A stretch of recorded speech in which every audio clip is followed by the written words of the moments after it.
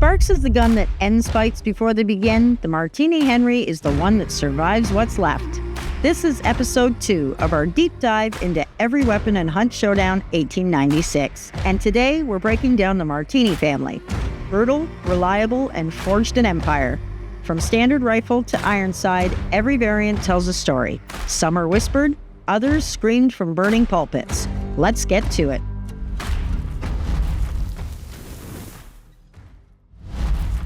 Let's kick things off with the original, the Martini Henry. Once listed in-game as the Martini IC-1, Hunt has since dropped the IC-1 from variant names to streamline things, but the weapon itself hasn't changed. This is your classic large-slot single-shot bruiser. Historically, it was technically a carbine, built for cavalry and artillery units in the British Empire, but don't let that fool you. In the Bayou, this thing plays like a rifle in every way that matters. It fires long ammo, hits like a truck, and cycles faster than the Sparks. Think of it as the bruiser cousin, less refined, but quicker to get that follow-up shot off when things go south. Here are some key stats. Damage, 143. Drop range, 125 meters. Muzzle velocity, 400 meters per second. It may not top the damage charts, but 143 is more than enough to end fights with a clean hit. And that slightly shorter drop-off range, a fair trade to how snappy this thing feels between shots. Here's some Martini Henry lore. The name Trevor's kept coming up.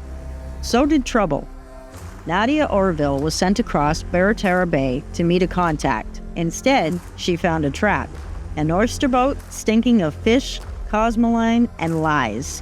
Inside, a crate of Martini carbines sealed and sacred. Then the ambush. Gasoline, hands over her mouth, blackout. She woke up drenched and doused in fuel, an initiate boy beside her. The dead had interrupted the execution. The men fled, but the guns remained. Together, Nadia and the boy cleaned the rifles, waited, and prepared for both kinds of enemies, the living and the not so. Next up, the Riposte. Same gun, new teeth. This variant trades brute force from versatility by mounting a long saber bayonet. Great for clearing AI or finishing a bleeding hunter. Key stats: damage 143, drop range 125 meters, muzzle velocity 400 meters per second. The real difference? Melee lethality. The light swipe drops grunts and hives if you hit the head. One heavy kills the hunter, just don't jab an emulator. Here is your lore for the Martini Henry Riposte. The fire hadn't claimed her, but something else might. Nadia emerged from the water, clothes singed, rifle soaked. The boy had survived too, barely, a bite wound festering on his arm. "Do you think I'll turn?" he asked. She didn't have an answer, just a plan. Using the bayonet as a crude surgical tool, she built a fire and prepared to cut, to save what was left of the boy. Or maybe to make peace with what couldn't be saved. The blade wasn't just for killing anymore, it was for sacrifice. Third in line, the Martini Henry Deadeye. Outfitted with a mid-range scope, this one suits aggressive sharpshooters who want precision without losing the Martini mobility. Key stats: damage 143, drop range 125 meters, muzzle velocity 400 meters per second. Less sway, more focus. Want to be even more precise? Steady aim trait is your best bet, but a wider hip-fire spread makes this a poor pick for close-range improvising. You can always try your luck, though. Martini Henry Deadeye lore. Morning came hard. Their island was sinking beneath the storm, and the boy, now missing an arm, couldn't swim. Nadia had to make the journey herself. One rifle, one chance. Boat had been retaken. A man stood armed. The captain? Maybe. It didn't matter. Nadia was shot, but from the shore, the boy, Bill, took aim with a Deadeye in his only hand. Pain-drenched, one arm barely alive, and he pulled the trigger. The bullet didn't just save her, it sealed them both to this fight. Martini Henry Marksman. Longer scope, longer story. The Marksman variant expands your reach and visibility, making it ideal for slower, more deliberate shots across open water or through bayou brush. Your key stats are the same as the Deadeye. Damage 143, drop range 125 meters, muzzle velocity 400 meters per second. The added magnification helps line up the perfect shot, but expect tunnel vision. It rewards planning, not panic. Again, steady aim trait is your best pick for less sway. Nadia and Bill returned with just 2 rifles and a vendetta. Their group had been betrayed. The crate had been bait. Now they needed to answer. Isaac Powell, the man behind the curtain, made a statement. He took the Marksman rifle, climbed into a widow's attic, and waited. 2 bodies fell that night, Trevor's associates, killed with full knowledge they'd be identified. The message was intentional. This was war now, and the Martini Henry was how it started. And finally, the Martini Henry Ironside. This one's a Frankenstein. Same single-shot power, but modified with a homemade magazine system that holds 5 extra cartridges for quicker reloads. Key stats: damage 143, drop range 125 meters, muzzle velocity 400 meters per second. The cycle time is cut in half, but there's a trade-off. That clunky external mag blocks your line of sight when aiming. It's personal preference, but if you hate visual clutter, you might want to stick to the base variant with fast fingers. Rate of fire seem the same as on base variant, but if you manage your reloads properly, it's better.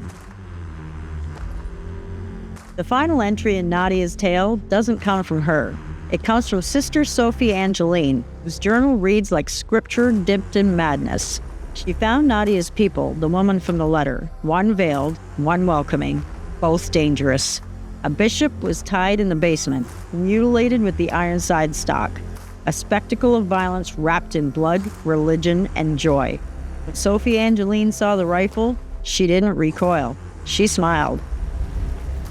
Now let's talk bullets. Each round in the Martini Henry's chamber brings more than pain. It brings a piece of someone's story and the names attached. They're not forgotten. Explosive. Jim Trevor's had his hands in too many fires. The explosive ammo might be one of them. It hits softer than the standard rounds, but the splash damage is brutal. One shot can wipe out mobs, ignite barrels, and even flush wounded hunters from cover. You can also take down closed windows and doors with just one shot, but don't expect splash miracles. Splash damage is minimal on hunters. Incendiary. Nadia's cult didn't just carry fire, they worshipped it. Incendiary rounds work like living torches. Same damage, same stats as base ammo, but with non-existent penetration and tracer visibility. Still, one hit and the enemy's on fire, burning health and scrambling. If they don't run south skin, that is. Used right, it's pure chaos. FMJ. Followers of Nadia took titles like the Night Speaker, the Night Listener. FMJ carries less raw damage but retains more punch through walls. You'll feel the slower velocity and recoil, but it holds damage better after impact, especially at range. High velocity. A mystery man with a message. A storm. A secret. High velocity offers surprise. Faster bullet speed and a slightly longer drop range, but less damage and less punch through cover.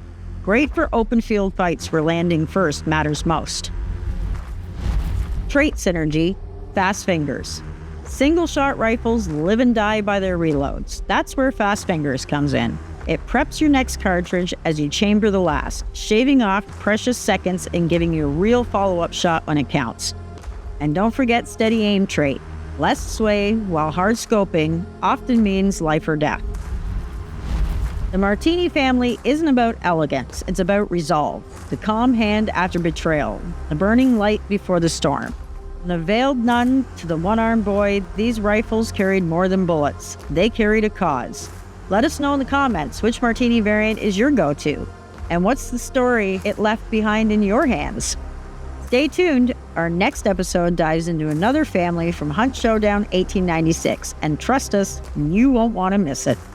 If you're hyped for this and want to stay in the loop with all things Hunt Showdown, make sure to like, comment, and subscribe for more updates, breakdowns, and guides. Come hang out with me and the community over on Twitch. I stream Monday to Friday from 10 a.m. to 2 p.m. Eastern Standard Time.